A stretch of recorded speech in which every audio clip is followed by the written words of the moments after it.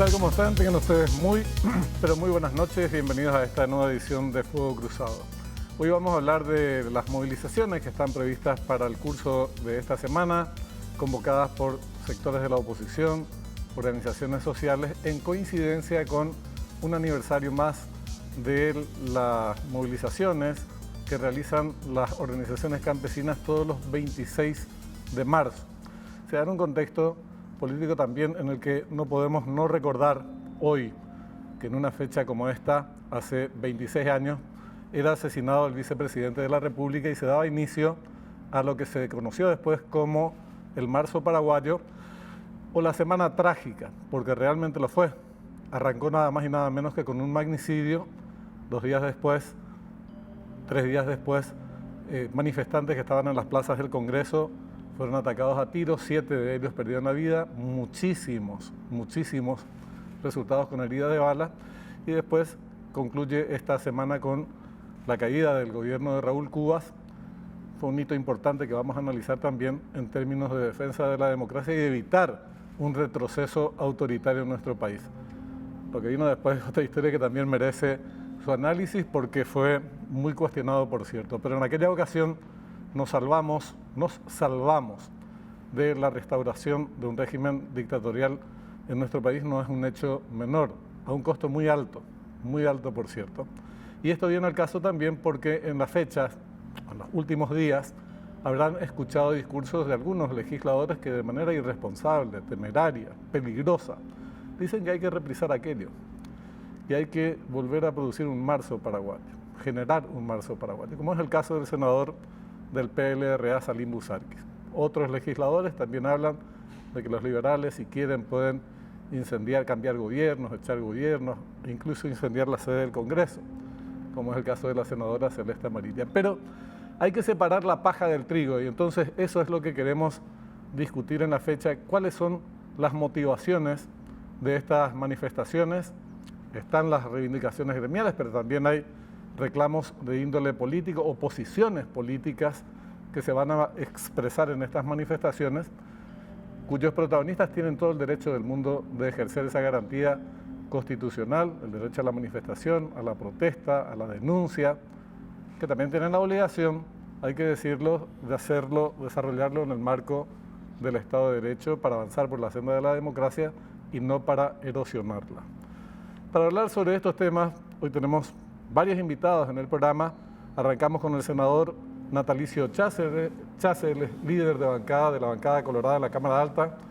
Fue viceministro de Obras, viceministro de Hacienda, se lo conoció también por su condición de presidente y directivo de la SAP, ya de la época en que esta se llamaba Corposana. ¿Qué tal? Buenas noches, senador. Buenas noches, Benjamín. Buenas noches a la gente que mira el programa. Un saludo especial al colega que nos acompaña también hoy esta noche, a José Oviedo. Gracias por estar con nosotros, senador José Oviedo. Él es ingeniero electrónico de profesión, joven, electo por Cruzada Nacional. Actualmente pertenece al partido en formación. Yo creo que lidera Miguel Prieto, el intendente de Ciudad del Este. Hace poco tiempo inició su actividad política. Él me va a corregir si estoy equivocado, más o menos unos 5 años, muy rápido, ya accedió a la Cámara Alta. ¿Qué tal, senador José? Buenas noches, Benjamín. Saludos a la audiencia, que está mirando esta noche. Un placer estar aquí con ustedes. Quiero arrancar con José Natalicio, si me permitís. Sí, claro.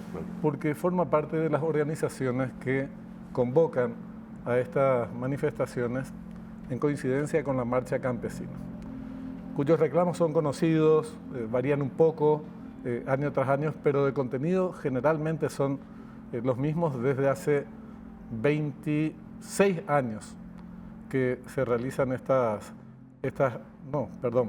más tiempo. Después vamos a hacer el cálculo, pero desde el año 94 ya se vienen realizando las manifestaciones, las marchas campesinas. Pero las organizaciones políticas en este contexto también llaman a movilizarse. ¿Cuáles son sus principales reclamos?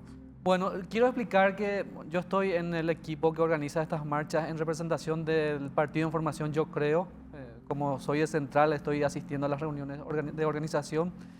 ¿Por qué el 26? Hay una marcha del 25 que es convocada por organizaciones sociales, de las cuales nosotros no formamos parte y ellos dicen que no quieren políticos en su marcha.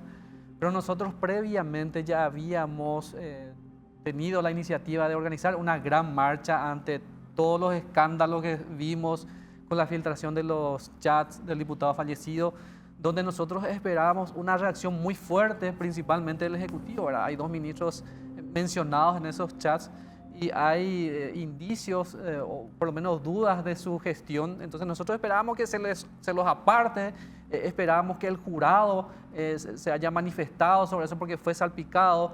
Hay mucha injerencia política en todos los poderes del Estado. Hay una mayoría en ambas cámaras del Congreso que no escucha razones, y son razones valederas de la oposición. Hay tantos reclamos sociales de salud, ya verán, ya se acordarán de aquel caso del niño fallecido en Villarrica, donde se montó todo un escenario que finalmente no era la realidad. Hay tantos reclamos que escuchamos todos los días, nos llaman a nosotros, que somos los que les escuchamos a la gente.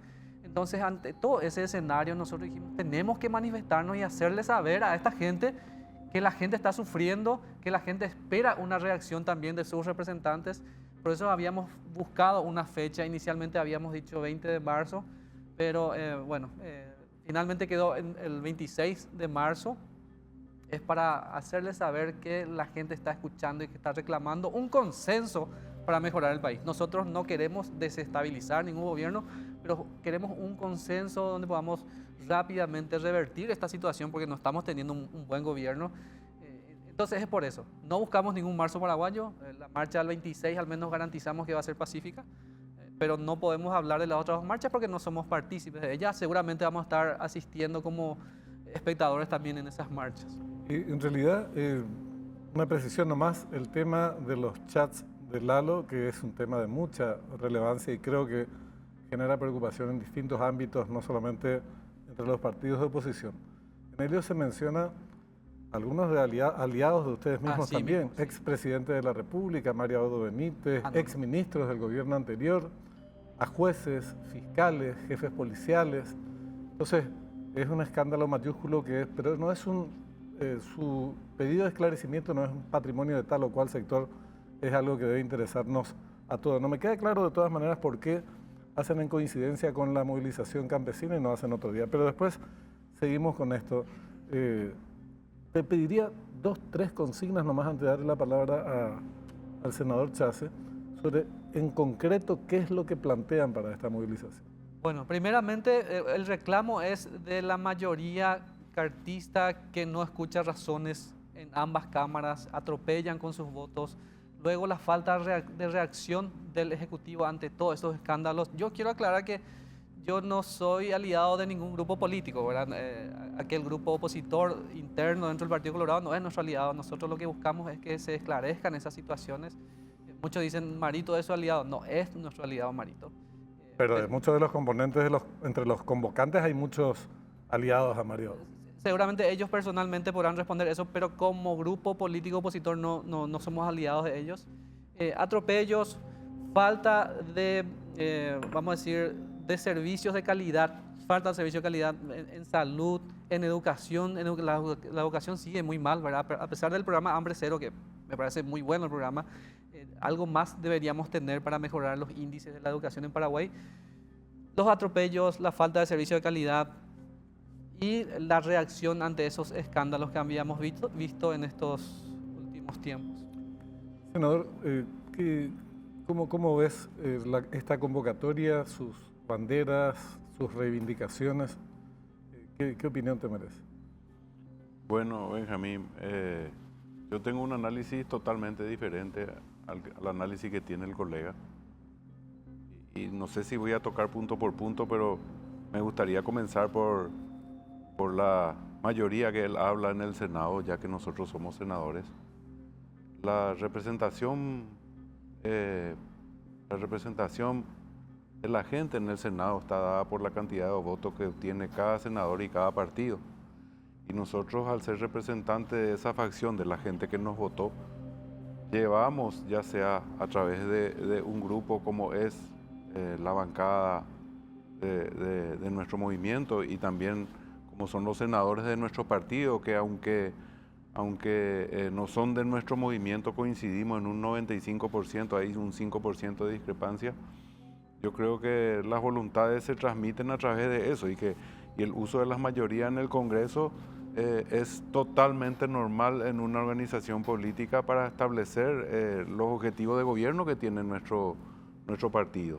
Nosotros no somos atropelladores cuando usamos la mayoría para respaldar una decisión del gobierno que es de nuestro partido y lleva adelante. Y es un llanto poco común decir nosotros somos minoría.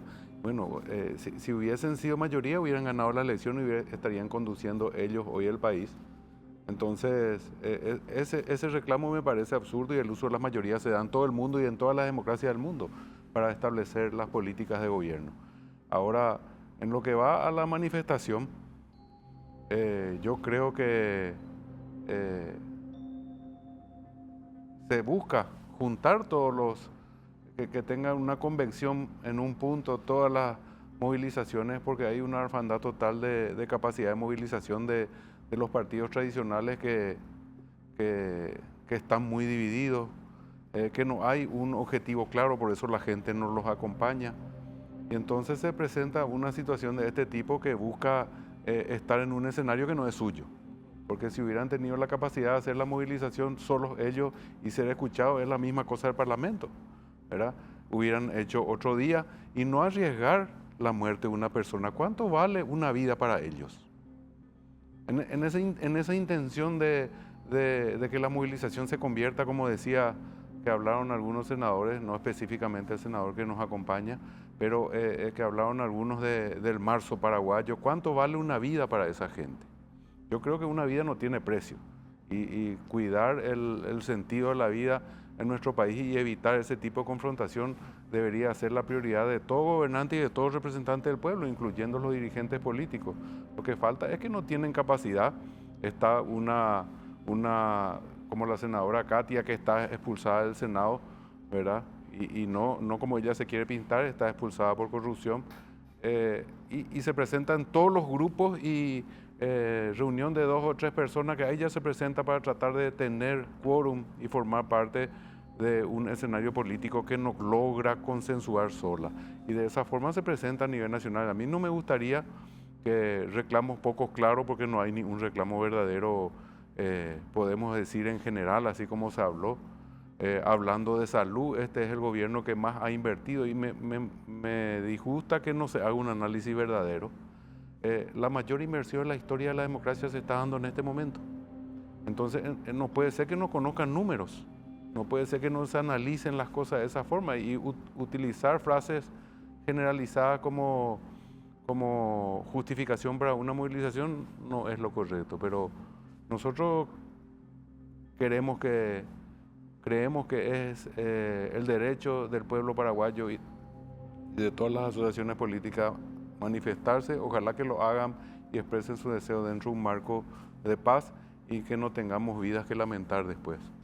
Sabes, José, tu partido todavía no existía, pero los demás partidos preexistentes a este periodo constitucional formaban parte del bloque oficialista del gobierno anterior y fueron aliados. PDP, PLRA, un sector oficial del PLRA y otras organizaciones. Entonces el Partido Colorado era minoría en la Cámara de Senadores. Y cuando reclamaba algo, la respuesta que recibían de Desiree Masi era: construyan mayoría. Hasta entonces, quédense en el molde. Te digo porque esta cuestión de las mayorías y minorías, hay un funcionamiento general en todas las democracias que decía Chávez: la mayoría ejerce su condición de tal y gobierna. Eso no quiere decir ignorar permanentemente a las minorías o excluirlas. Tienen sus niveles de participación en función a su representación en el Estado, o deberían tener una cierta participación, y eso en todo caso podría ser objeto. Pero te digo nomás que ahora el discurso de algunos es muy distinto al que tenían cuando eran poder, y eran parte del poder en el periodo anterior. Y también por eso te mencionaba lo de los chats. Ahora resulta que los chats son importantes porque hay 2 que no son ministros en realidad, pero tienen rango de ministro del Poder Ejecutivo, pero lo que yo te mencionaba es mucho más amplio. Ex ministro del gobierno anterior, ex presidente de la República, jueces, fiscales, etcétera, etcétera. Entonces, ¿no te parece que habría que considerar un poco quiénes son los compañeros de ruta para medir la coherencia o no de esos discursos? Bueno, muy bien. Yo que soy nuevo en el escenario político, más bien vengo tratando de utilizar el sentido común. Yo no sé cómo, yo veía por la tele, seguía cada tanto, porque el que está trabajando día a día por su pan de cada día, lo que espera son buenos servicios, buen gobierno. Bueno, ahora que soy nuevo, lo que trato de hacer es que se haga lo correcto. Con relación a lo que decía el senador Chase, es así mismo, las mayorías están en todo su derecho de usar así su poder, pero lo que no se comprende es, teniendo un principio básico de la república, que el principio de recíproco control entre los tres poderes del Estado, que lleguen proyectos de leyes que ni siquiera son tratados en comisiones, que se aprueban porque se tienen que aprobar, y muchas de esas leyes salen con errores que nosotros advertimos y no somos escuchados. Para mí eso está mal. Utilizando el sentido común está mal. Ese es uno de los reclamos con relación al uso de la mayoría, Benjamín. Y en cuanto a las mayorías pasadas, no sé, yo te puedo hablar de este periodo y lo que veo que está mal, que no tenemos servicios de salud bueno. A mí ayer me llamó un señor de San Pedro que no tenía cómo hacerle a su señora un servicio de tomografía y estaba en peligro la vida de su señora, y me dice, acá enfrente hay en un privado donde yo tengo que pagar, no sé qué, es como 7 millones.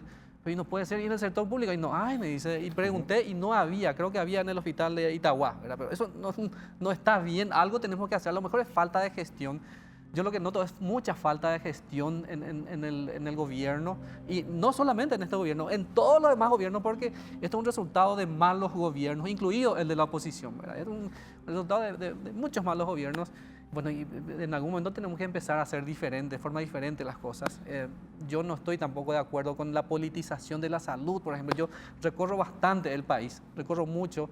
El otro día fui a Paso Yobay por un tema de explotación minera, porque habían reclamos de los obreros, y me fui a tratar de hablar con el intendente local y se escondió el intendente, donde hay por y la intendente Colorado. Me fui a Capitán Vado para hacer un conversatorio con la comunidad, se escondió el intendente Colorado, no estaba. Yo no me voy a crear problemas, entonces esa politización de los servicios me parece muy malo. Para mí, que soy más bien técnico, que quiero solucionar los problemas, no me entra en la cabeza cómo manejan el poder. Bueno, eso con relación a tu Tú sabes comentario. que te han escuchado días atrás, el pasado jueves, para ser más preciso, en una actividad de un servicio que brinda la ANR Oftalmología, el presidente del Partido Colorado, Horacio Cartes, hizo un cuestionamiento muy explícito. Dijo que, entre otras cosas, hay gente que no está haciendo nada y que hay que estar junto a los que necesitan. Ahí es donde deben estar, como dicen los gobernantes, pero se refiere a eso, dando respuestas a los problemas. Yo creo que nadie dice que estemos viviendo ya en un nivel paradisíaco, ni mucho menos. El problema, me parece, es cuando no se parte de los hechos de la realidad. Y entonces se concluyen en cuestiones tipo, por ejemplo, no hay políticas públicas para responder a las cuestiones sociales. Eso es mentira. Te pueden no gustar las políticas públicas, pero no solamente hay políticas públicas, sino es el nivel de mayor inversión social, como decía él, en la historia. Alrededor de $1.000 millones entre Hambre Cero y otros programas, adultos mayores, Tecoporá, llegamos a $1.000 millones año. Vos podés cuestionar los programas que están en curso y presentar alguna alternativa, pero no hay tal cosa, no se escucha tal cosa desde la oposición. Entonces ahí es donde me parece que la discusión cobra otra dinámica. Y mismo la conclusión a la que se arriba, y esta es una pregunta, José, ¿estamos en democracia o no? Porque la gente que hace este discurso acerca de la mayoría es la aplanadora colorada, la aplanadora cartista, copa todas las instancias. Ahora resulta que maneja la Fiscalía, el Poder Judicial y compañía, están diciendo o negando que vivamos en democracia y así justificando cualquier hecho que pudiera ser inclusive bastante serio en términos políticos, porque total, esto que tenemos no es democracia según ellos. ¿Vos qué opinas? Bueno, yo en ningún momento, al menos no dije que no estamos en No, democracia. por eso te pregunto. Lo que yo te acabo de decir también en cuanto a los proyectos que llegan y son atropellados por una mayoría, que no son analizados, que no son estudiados en comisiones, en el Senado, en diputados, para mí que eso no está bien. Como organismo de control de los otros poderes del Estado no nos comportamos responsablemente con nuestras funciones. Ese es un reclamo. Yo no dije que no estamos en democracia. No estoy poniendo... Nosotros, ya termino con esto, nosotros también tenemos que asumir nuestra responsabilidad como oposición, ¿verdad? Nosotros tenemos la mayoría de los votos. Nosotros tenemos más votos que los colorados, pero nunca nos ponemos de acuerdo para que vayamos todos juntos a una elección, y esa es una gran responsabilidad que tenemos ahora para el 2028, porque si nos unimos todos, ahora viene un proyecto de nuevo que mata las concertaciones, a lo mejor ya temiendo que no están haciendo un buen gobierno y su popularidad va cayendo, pero no importa, nosotros igual podemos buscar otra figura para unirnos y ganar las elecciones. Entonces sí, la democracia está, pero sí hay aplanadoras que no están respetando los debidos procesos o las buenas prácticas dentro de esa institución. Senador. Bueno, yo creo que lo que debe entender el colega es que no existe ni un solo proyecto de ley que no haya tenido dictamen de comisión, porque ese es un requisito para que se trate en la plenaria, es el reglamento interno. No existe ni uno, no hay ni uno que se haya tratado sin tener la que es obligatoria, ya sea de constitucional o Hacienda, que son las dos que establecen obligaciones previas para la aprobación de la ley. Las otras comisiones de estudio también se pueden dar, pero son de acuerdo a la derivación que hace el presidente del Congreso a esas comisiones para su estudio, ¿verdad? Pero no existe ni uno solo que se haya atropellado sin tener dictamen de comisión. Y en lo que vamos ya que habló el colega del proyecto de ley que estaría estando en corto periodo en análisis en el Pleno del Senado, del padrón para la concertación, yo no entiendo cómo estos partidos políticos, principalmente los nuevos, porque el Partido Liberal es un partido más antiguo y más organizado, no pueden ni siquiera tener un padrón. Si no son capaces de organizar su padrón partidario para llamar a elecciones, ¿cómo van a gobernar un país? Un simple listado con números en donde establezcan el número de cédula de sus afiliados entonces quieren recurrir a un listado que no sé quién para comprar conciencia seguramente, porque sabemos que hay espectadores políticos que están listos para esos momentos, para el momento de la votación, a cambio de cierta gratitud especial, ¿verdad? O sea, yo le pido que sean coherentes sus análisis. No es posible que no sean capaces de organizar un padrón partidario para elección, porque es una elección interna como establece la ley electoral, y después en la elección nacional eso tiene un abarque nacional donde entran todos los paraguayos y ya no hay distinción de partido, pero la objetividad debe ser sobre la elección interna de cada movimiento y de cada partido, o si no, ¿cómo va a elegir sus autoridades? Votando colorado y votando liberales dentro de otro partido que no tiene nada que ver con ninguno de esos. Yo no concuerdo en ese punto, y creo que ese punto debe ser claro para que las próximas elecciones no tengan una manipulación particular. Quiero volver al comienzo natalicio sobre algo que mucha gente se pregunta. ¿Hay motivos para preocuparse sobre estos acontecimientos que se avecinan en función a los discursos o las líneas discursivas? No me refiero a lo que plantea José, pero sí lo que plantean otros componentes de las organizaciones convocantes en coincidencia con medios de comunicación. Discurso muy hostil, pero muy hostil, sin planteamientos alternativos, porque lo que vos decís, José, yo voto, ahora mismo escribo, suscribo, firmo, servicios de mayor calidad. Perfecto. Pero ¿cuáles son las propuestas concretas para que los servicios que hoy se cuestionan correcta y legítimamente en muchos casos mejoren? ¿A través de qué mecanismos? ¿Con qué presupuesto? En fin, es una discusión mucho más específica. ¿Tenemos algo de qué preocuparnos? Te pregunto porque pareciera que a nivel oficial se minimiza este tipo de acciones que se avecinan, o directamente se las ignora. No hay una respuesta política a esto, por lo menos esa es mi impresión. Mira, Benjamín, decía el senador que No me acuerdo dónde era, senador, que citó que estuvo usted en un lugar y que no tenían los tomógrafos. Ah, ese es San Pedro. San Pedro, ¿verdad? 7 grandes hospitales están en marcha. En los próximos 2 años van a estar construidos 7 grandes hospitales del tamaño del hospital de Itagua, que es el último hospital que se construyó de ese tamaño y se construyó en el gobierno del general Stroessner. Entonces, habiendo ese proyecto de desarrollo para la salud, ¿verdad? Yo creo que no se puede decir que no estamos haciendo nada. Y nosotros también somos críticos. Nosotros somos extremadamente críticos. Hace poquito hablaba de la disconformidad del presidente Horacio Cartes, del expresidente Horacio Cartes, presidente de mi partido, con respecto al análisis que él hacía al salir de una atención de salud también.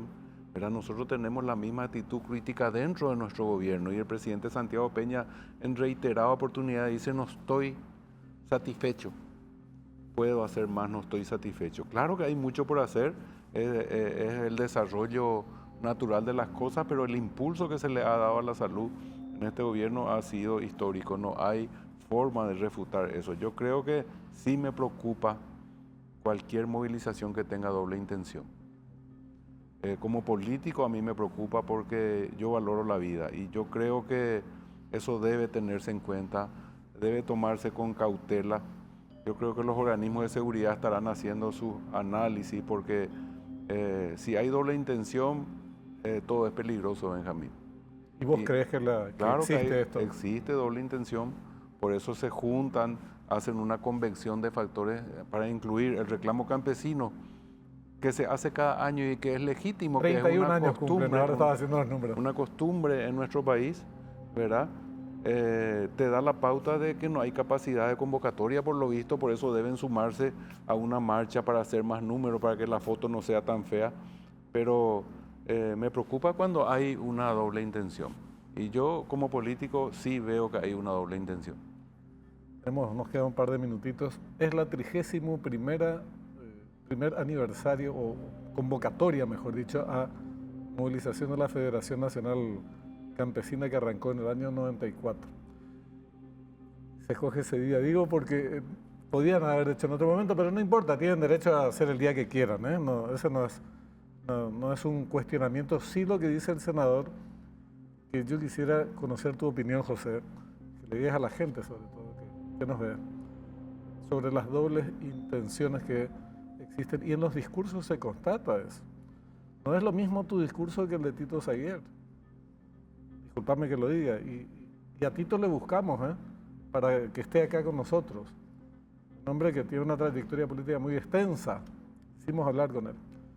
Pero bueno, hay gente que prefiere hablar con periodistas tal vez que no le hagan ninguna pregunta que eventualmente pudiera resultarle incómoda. No quieren abrir el debate, reúnen el debate. Entonces, ¿qué decís sobre esto que señalaba Chas? Bueno, la marcha va a ser multitudinaria. Esperen, todavía no está llegando. Va a haber muchísima gente, más de 15.000 personas en cada día probablemente. ¿Con o sin campesinos?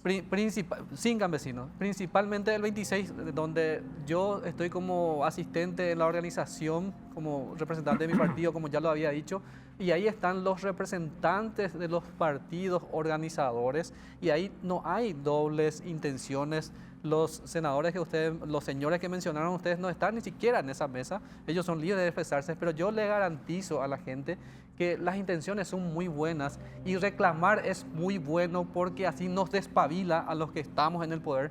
Ustedes saben que yo contrato oposición, yo presento muchísimos proyectos de leyes muy buenos, elaboro los proyectos y cuando termino el proyecto contrato gente que esté en contra de mi proyecto para que encuentre los errores. Es muy importante tener oposición. Y bueno, no hay dobles intenciones, va a haber mucha gente y estén seguros que no vamos a incidentar. La marcha va a ser pacífica, es una de las consignas. Y bueno, eso. Oye, senador, últimas palabras. Bueno, me deja, por ahora, eso de últimas palabras. Me deja, yo le felicito si así es la organización al senador. Él está explicando que hay una diferenciación de grupos políticos en la organización que él está manejando y bueno, ojalá que todos los grupos se manejen de esa forma y se manifiesten ejerciendo su derecho de expresar su voz, no buscando otro objetivo, ¿verdad? Nosotros acompañamos el derecho de todos los paraguayos a expresarse, pero no de arriesgar la seguridad interna de nuestro país, porque eso pone en riesgo el derecho de otras personas, ¿verdad? Ahora, vamos a esperar, vamos a seguir analizando y vamos a estar atentos, Benjamín, para poder acompañar todo este escenario hasta que culmine, ¿verdad? Y ojalá culmine como queremos que culmine. Sabes que yo insisto en la importancia también. El senador lidera la bancada mayoritaria en Cámara de Senadores, sin lugar a dudas un referente importante del oficialismo. Pero es importante también que el gobierno, digo, a nivel institucional, oficial, empiece a contarnos o a expresarse, posicionarse frente a estos eventos. El presidente de la República lo hizo en un momento dado, ¿eh? Dijo que había todas las garantías, que esperaba que se desarrollen los eventos en paz, pero responder políticamente a lo que plantean desde la oposición. Yo creo que es difícil, asumo que es difícil, porque esos planteos, José, y lo charlábamos recién, son muy difusos y muy dispares inclusive. Mientras una organización hace hincapié en una cosa, otra hace en otra cosa, entonces no hay un programa común que uno diga, pueda analizar y decir, bueno, esto es lo que se plantea, esto es lo que proponen y la respuesta es esta otra. Entonces es muy difícil en esas... Claro, pero aunque no haya un objetivo específico con un reclamo específico, tienen todo el derecho de manifestarse, sí, aunque sea para hacer un baile, ¿verdad? Y lo único que nosotros le pedimos a todos los paraguayos es que esas demostraciones o expresiones de voluntad se hagan en forma pacífica y no se busque que la muerte de algún paraguayo pueda ser el caldo de cultivo para una situación política. Senadores, yo le agradezco mucho. Vamos a seguir hablando en el curso de estos días y después también sobre otros temas de interés público, inclusive esto que planteaba José y que también lo señala el senador, aquellos que hacen en la vida cotidiana problemas de la cotidianidad de los paraguayos. El transporte, por ejemplo. Que son muy importantes de tratarse y avanzar hacia la solución. Muchas gracias. Gracias. Por estar. Gracias. Nosotros hacemos una brevísima pausa. Enseguida continuamos con este tema. Va a estar Camilo Suárez, un hombre que tiene mucha claridad en materia de exponer sus posiciones políticas y analizar previamente los hechos que se están sucediendo. Ya volvemos enseguida.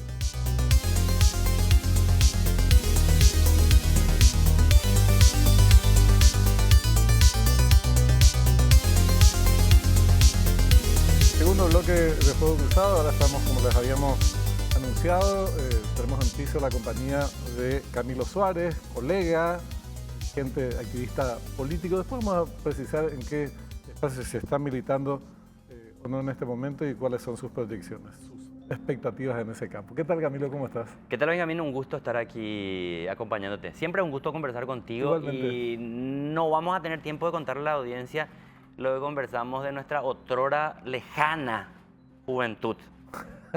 Cuando vos decís que en algún momento vos portabas cabello. Sí.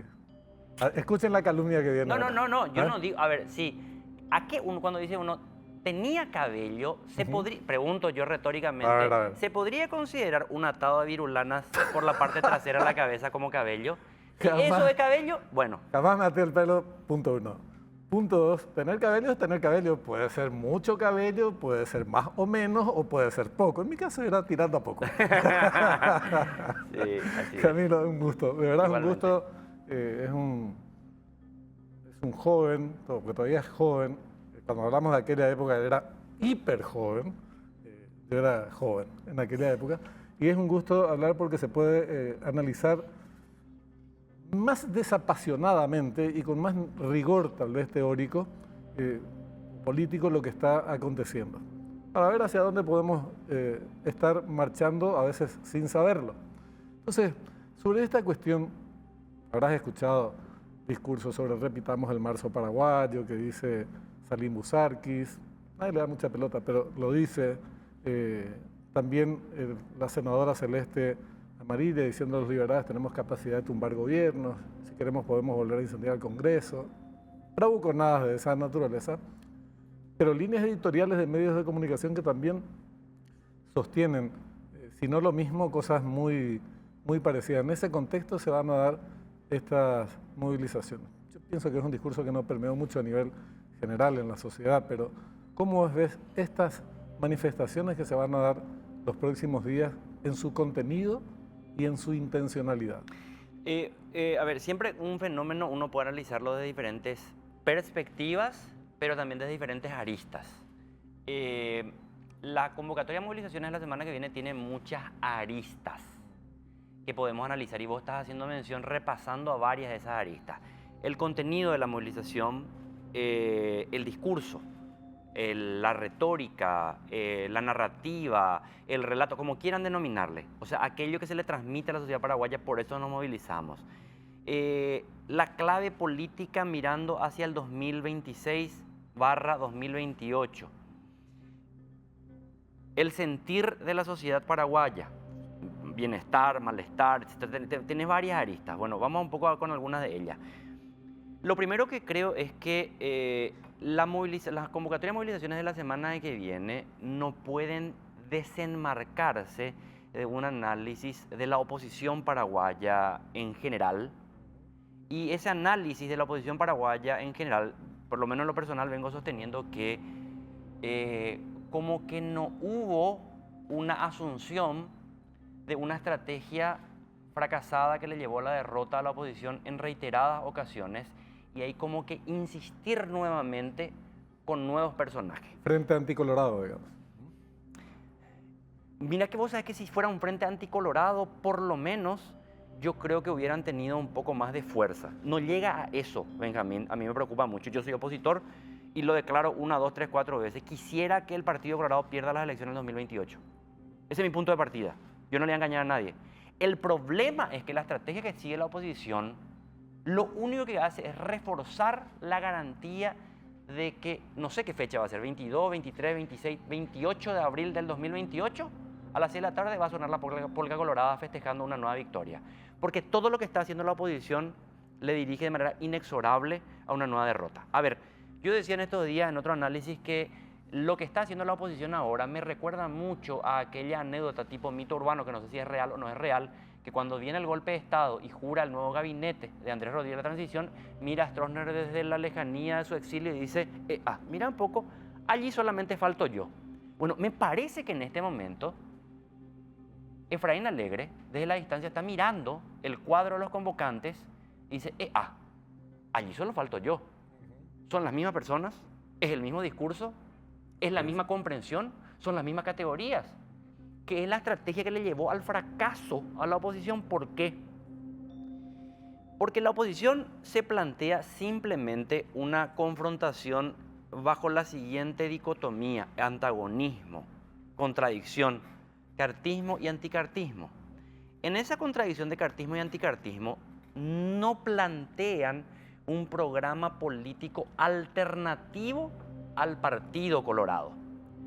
Plantean más bien la alternativa somos nosotros porque tenemos superioridad moral, ética y técnica. O sea, si se van estos del gobierno y llegamos nosotros vamos a ser más honestos, no vamos a robar plata, vamos a ser más eficientes, vamos a resolver los problemas. No va a haber problema de Curecaldo, nosotros vamos a resolver ese tema. Y nosotros somos superiores moralmente, por eso podemos jugar al resto. Entonces, el problema es que si vos le hablas a la sociedad paraguaya, una parte importante de la sociedad paraguaya que está descontenta, siente malestar porque no se resuelven sus problemas, diciéndole, cree en mí porque yo soy mejor que ellos, pero me parezco a ellos y no te digo nada diferente a lo que te dicen ellos, la gente dice, mira, ya está luego mal la situación, apenas sé lo que va a pasar mañana, yo no me voy a embarcar en una aventura con gente que no me dice nada diferente y no me habla a mí. ¿A quién le habla la oposición paraguaya? Y allí voy a otra las aristas.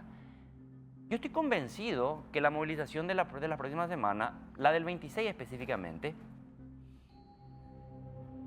no buscan de manera consciente, y se van a enojar muchísimo conmigo, pero tengo que decirlo, no buscan de manera consciente, racional, pensada, no buscan hablarle a la sociedad paraguaya que no se moviliza políticamente, buscan hablarle a sus bases electorales en clave estrictamente interna.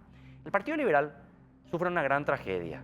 Está en una guerra fratricida de la cual no encuentran salida y en algún momento tienen que hacer una interna, o ahora o más adelante.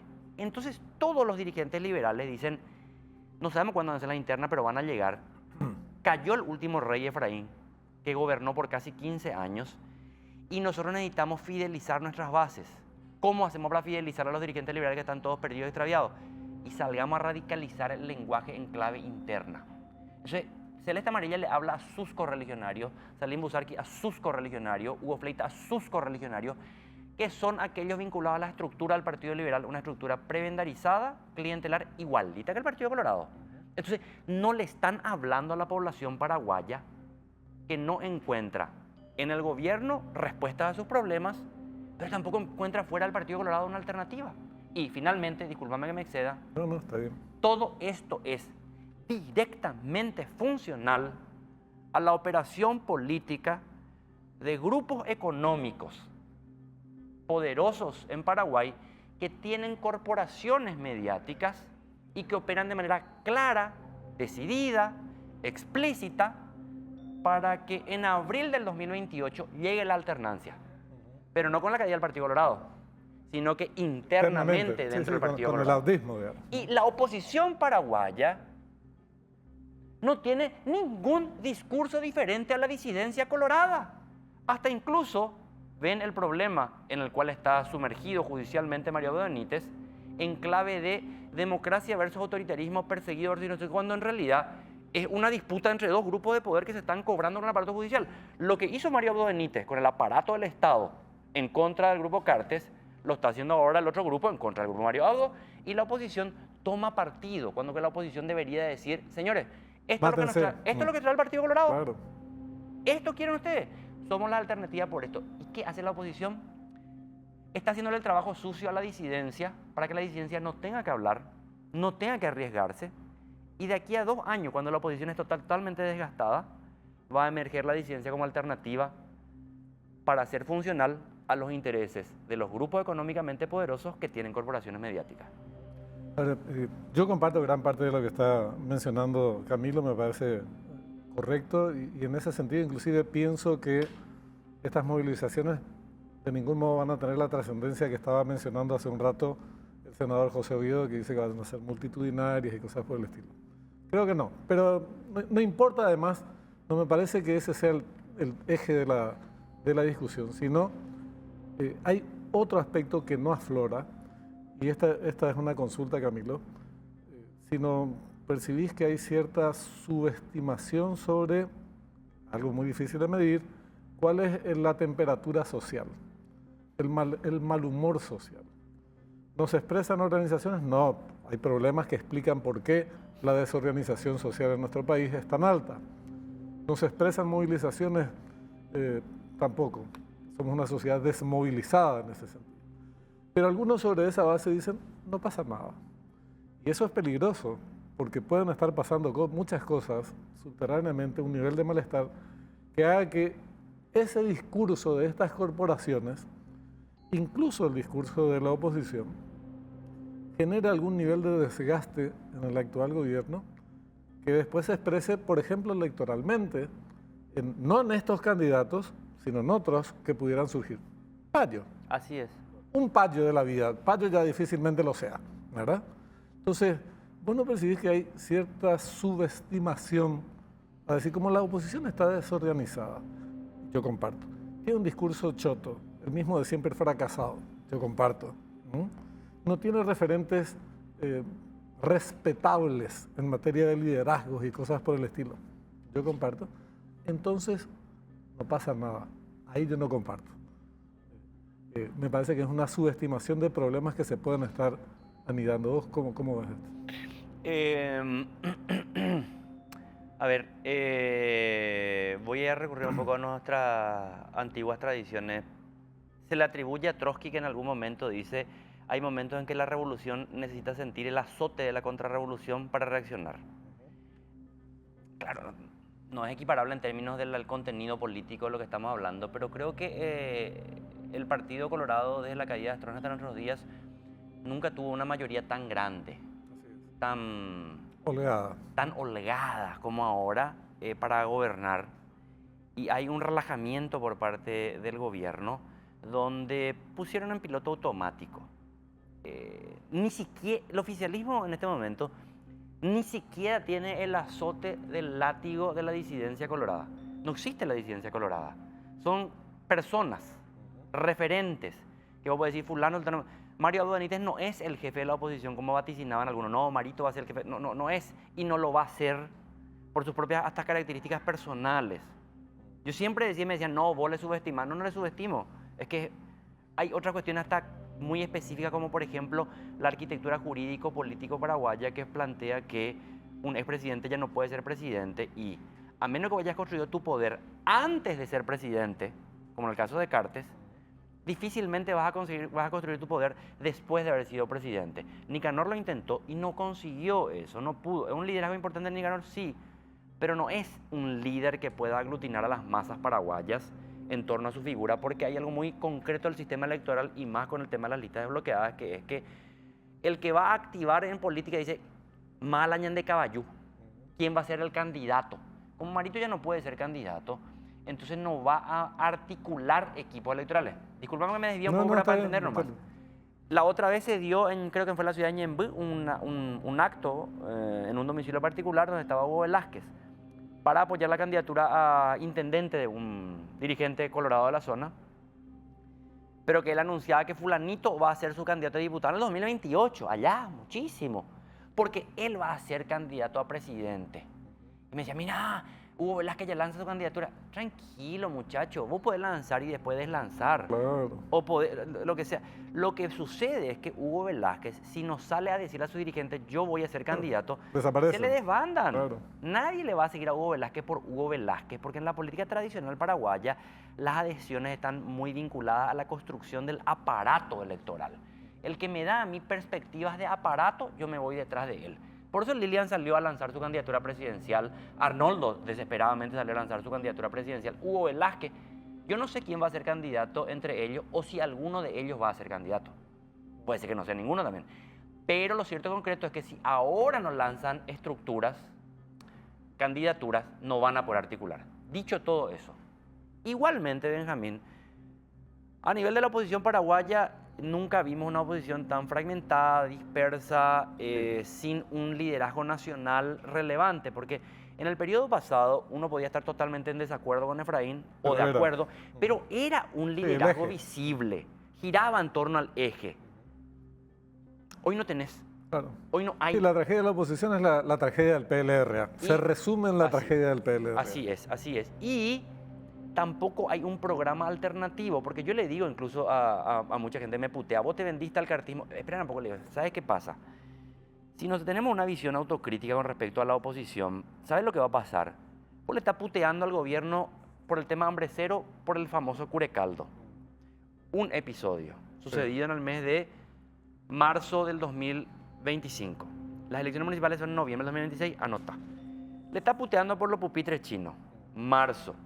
Traen los pupitres y de aquí a junio, julio terminó esa discusión. Sí. Le está puteando por 3 o 4 cosas, donde en realidad vos le puteás que ellos no están implementando bien la política que ellos plantearon al Paraguay. Pero no estás planteando una política alterna. ¿Qué va a pasar si el Partido Colorado en función de gobierno te soluciona los puntos que vos le estás... Que los kits el año que viene en marzo lleguen todito al 100% ya para los primeros días. Que la comida se resuelva. Que los pupitres funcionen. ¿Sabes lo que va a pasar? Si tu única crítica fue que el pupitre era chino y no paraguayo, que la comida era curecaldo y no guiso, y que el otro problema, los kits no se entregaban y se resuelven eso, en noviembre va a ser apabullante la victoria de la lista 1 y la oposición se va a quedar sin un relato alternativo. A ver, oposición, planteemos nada. No. El problema no es el curecaldo. Estamos en desacuerdo con el proyecto Hambre Cero y planteamos esta alternativa. Así mismo. No.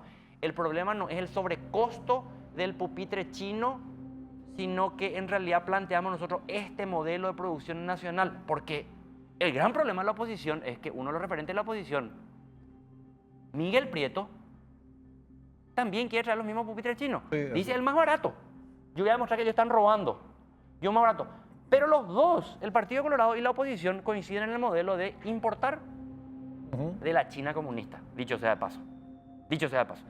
¿Cuál es lo que es tu alternativa? Ninguna. El problema es que desde el Partido Colorado ven que la oposición se está peleando con molino de viento y dicen, tranquilo muchachos, no se exigen en la gestión y empiezan a hacer agua por todos lados. Hay mucha displicencia en el manejo del recurso público. Y es categórico eso. Se ve a simple vista. Y hay como una cuestión de que putean y no hacen efecto. Lo que nos están dando cuenta del Partido Colorado es que una oposición debilitada al punto en el que está hoy, un gobierno colorado que no reacciona ante un malestar ciudadano que sí existe, le abre las puertas a una propuesta, a algún proyecto que sea antisistema. Y no es el EPP. Porque si fuera el EPP, tenés un enemigo identificable. El problema es que quién. Si vos ya tuviste en Paraguay un candidato como Payo Cuba con 700.000 votos cuando la oposición tenía propuestas, ahora con la oposición desarticulada, hasta en laboratorio te pueden inventar un candidato. Payo, ¿en cuánto tiempo se hizo un candidato emergente? En poquísimo tiempo. Poquísimo. No, ni ley mismo en la Argentina, fíjate, procesos que culminaron con la y desde el gobierno no están viendo eso, porque si vieran eso, serían más autoexigentes. Dice que tenemos 2 comunistas en la pantalla. Este es un canal muy... Sí, sí. Ahora te iba a decir algo. El gobierno efectivamente tiene muchísimas dificultades a la hora de comunicar y está permanentemente a la defensiva porque también tiene un problema de relato. No tiene un relato muy definido, entonces va saltando como con matafuego, digamos, tratando de apagar incendios específicos, si es el curecaldo, si es el pupitre chino, si es el tucano, si es aquello o lo otro. Pero vos fíjate los datos, cuando tendría que estar a la ofensiva en esos mismos temas, porque en el caso de las denuncias puntuales que hay, independientemente de que sean verídicas o no, que las habrá durante todo el periodo de desarrollo del programa Hambre Cero, lo concreto es que hay más de 900.000 chicos que comen todos los días en la escuela. Eso es demostrable. En el caso de los pupitres, lo concreto es que hay 700.000 chicos que se van a sentar en esos pupitres. Entonces, vos tenés datos puntuales y a estos podemos seguir con otras cuestiones. En el caso de los tucanos, que se tiran contra los tucanos, y es cierto, lo que dice el senador Leite, son como perros bulldog que no tienen capacidad de morder, bueno, los pueden derribar, pero de que se están articulando ciertas barreras que antes no existían para por lo menos tener cierto conocimiento de lo que pasa en nuestro espacio aéreo, también. Entonces, podemos seguir con datos y datos y datos que hay una falta de capacidad, pero hay problemas, capacidad para comunicar, pero hay problemas. Y lo señaló el propio Cartes el jueves pasado. Después de un servicio de atención oftalmológica, una mujer se acerca, cuestiona que no le atendieron aquí y allá, y el presidente del Partido Colorado, el presidente de la República, dice, es que hay demasiada gente que no hace nada. Y visiblemente molesto lo hace. Y agrega, nuestro papel, tenemos que ponernos el sayo, es estar ahí con esta señora, atendiéndole a ella, respondiendo a esos problemas. Digo por esto porque muchos, lo que vos decías, estamos en piloto automático, eso es muy peligroso, es sumamente peligroso, pero por lo visto ya empiezan a haber reacciones políticas y no de cualquier protagonista de esa realidad política, el propio Cartes. No hay disidencia en el Partido Colorado. El que más apoyo le brinda al gobierno nacional le dice, hey, hay que hacer cosas que no se están haciendo y hay que corregir otras que se están haciendo mal.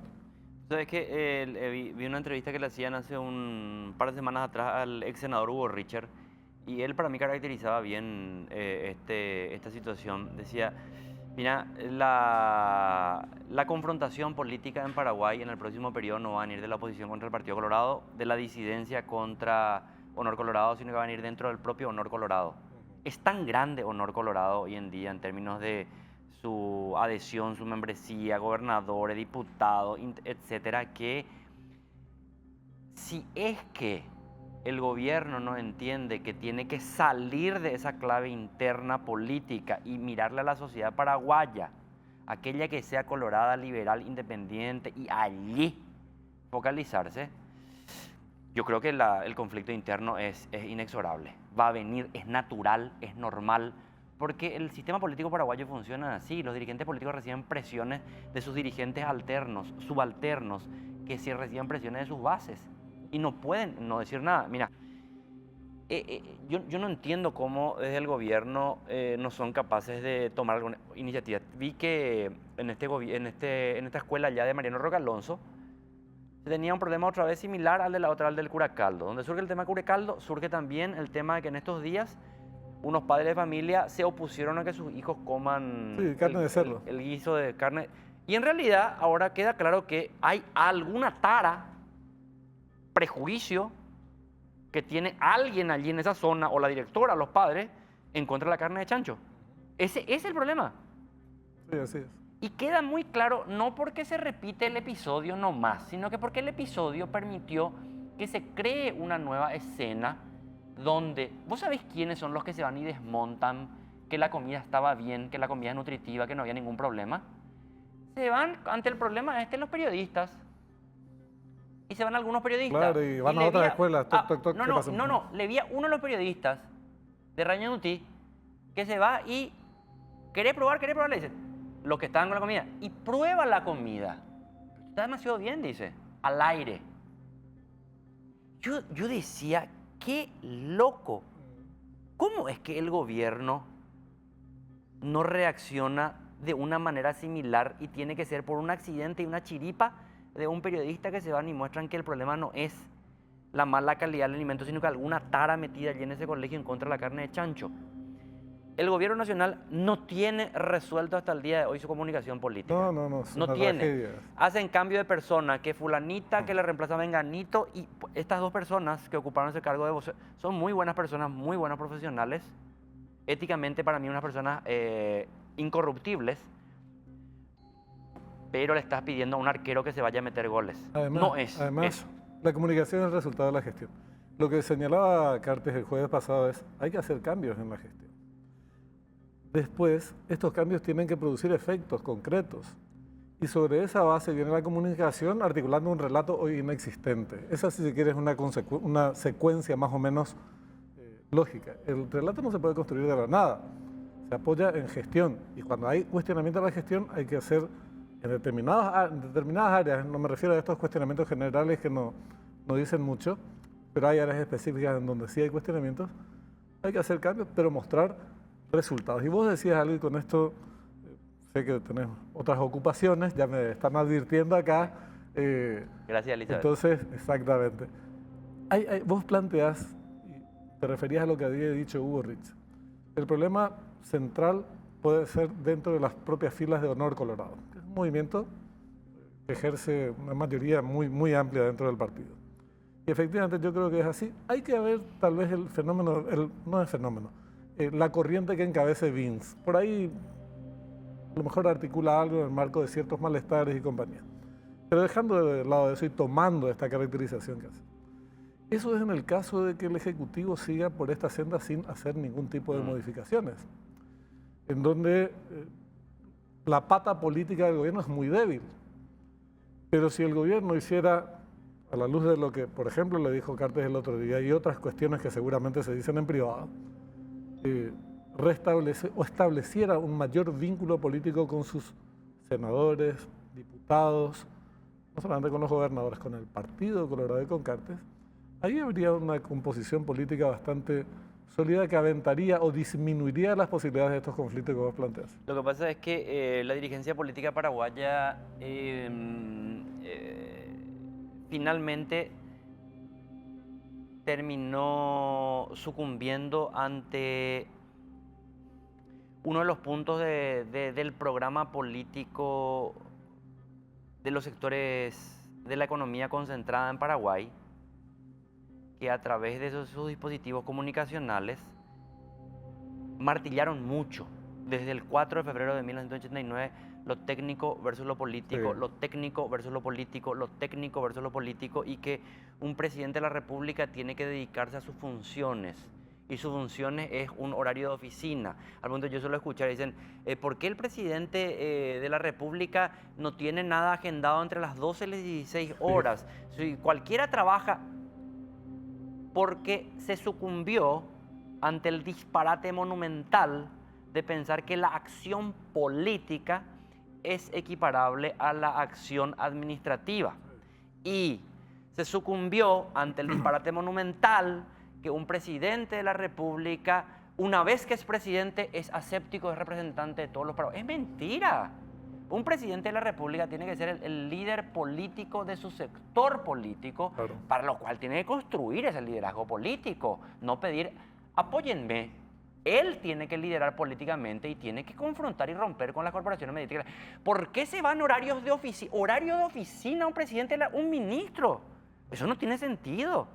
Es la acción política. Mira acá que tanto se le mira a Europa y a los Estados Unidos de Norteamérica como modelo y referente de la democracia. ¿Vos qué pensás?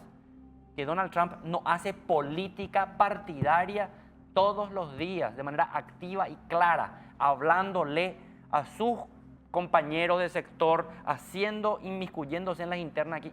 Y en España, y en Francia, y en Alemania, primeros ministros en unos países se van a hacer campaña electoral a otros países para llenar a un candidato. Y nadie ve eso como algo malo o sucio, anormal. Acá un presidente de la República se va a la sede de un partido político y dicen, qué bárbaro eso. Yo lo que te digo, Benjamín, es lo siguiente, no se va a poder evitar que las grandes corporaciones mediáticas sigan diciendo eso. Para nada. No, yo Entonces, no veo vos ninguna, sabés que van a ninguna decir expectativa. eso. El Entonces, tema, ¿por qué el no tema es haces? que, y porque a falta de ese relato gubernamental que se construya sobre la base de la gestión, de los cambios en la gestión que tenga que existir, se anda simplemente saltando de un incendio pequeño a otro incendio pequeño, o incendio mediano o grande inclusive, ¿verdad? Entonces se pierde, no es que se pierde el eje, no se tiene el eje Así es. en materia de difusión y de convencer a la sociedad. Lo otro, lo del liderazgo político, que yo comparto plenamente, también tiene que ser sobre la base de acuerdos, consensos políticos, acuerdos políticos y de confrontaciones políticas, incluso internas, ¿verdad? Pero esa es una tarea pendiente. Por eso te planteaba que me parece que, como le pasó a otros gobiernos en el pasado, esta primera etapa del gobierno de Santiago Peña, con preeminencia de personas que no vienen precisamente de la política en lugares claves, va a tener que dar paso a una segunda etapa en donde, fruto de acuerdos internos, tenga que cobrar fuerza la política. Sobre esa base va a avanzar en su liderazgo. Es que y si no es la política, que es la base de una sociedad democrática, ¿qué va a hacer? O sea, ¿qué es lo que quieren? Después algunos se escandalizan cuando le ven detrás en el escenario, jurando Donald Trump, le ven a los 4 multimillonarios, 1000 millonarios del planeta y dicen tecnofeudalismo. Genial, suena súper lindo tecnofeudalismo, pero que acá en Paraguay mucha gente quiere, parece que es un tecnofeudalismo también, porque quieren que los 5 empresarios más multimillonarios de Paraguay decidan cuál es el rumbo político del Paraguay, cuando tienen que ser las masas, el pueblo, a través de su voto, el que deciden el rumbo político de un país. Y el que es elegido por el voto popular tiene que estar consustanciado con ese origen. Santiago Peña no es presidente de la República por concurso de méritos y aptitudes, porque la gente le votó. Es verdad. Después vamos a hablar de Varoufakis, exministro de Hacienda, de Economía de Grecia, que escribe un libro sobre tecnofeudalismo muy, pero muy interesante. Y un desafío para la izquierda, que anda bastante perdida. Hoy ya no tuvimos tiempo de hablar de eso. Camilo, muchísimas gracias por estar con nosotros. Gracias a vos, Benjamín. Un gusto siempre estar aquí con ustedes. Vamos a seguir charlando con Camilo. Nosotros nos despedimos, pero antes les queremos hacer una recomendación. Demasiadas cuotas de deudas y fechas de pago. Con Basa, eso termina. Unifica todas tus deudas de tarjeta de crédito y préstamos en un solo préstamo y relájate. Paga todo en una sola cuota al mes y a la mejor tasa del mercado. Desde 11,5% y a plazo de hasta 60 meses. Paga menos, disfruta más. Llamado o escribí al 021-618-7070 y simplifica tu vida. Basa, cuando quieras estamos. Gracias por habernos acompañado en esta horita y pico. Nos pasamos un poco de tiempo. Le esperamos el próximo domingo, como siempre, a las 21. Hasta entonces.